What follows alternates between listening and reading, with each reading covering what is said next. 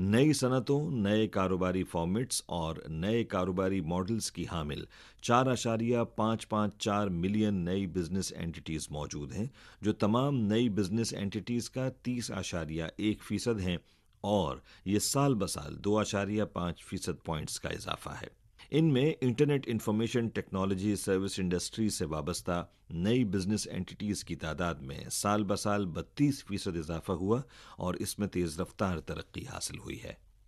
چین کی وزارت خارجہ نے 7 جنوری کو اعلان کیا کہ عوامی جمہوریہ چین کے غیر ملکی پابندیوں کے خلاف قانون کے مطابق 5 امریکی فوجی اداروں پر پابندیاں عائد کی جائیں گی۔ یہ اقدام امریکہ کی جانب سے تائیوان کو اسلحے کی فروخت کے نئے دور اور مختلف بہانے سے چینی کاروباری اداروں اور افراد پر عائد پابندیوں کا چین کی جانب سے جواب ہے، اور یہ امریکہ میں کچھ لوگوں کے لیے تائیوان کے مسئلے کے بہانے چین کے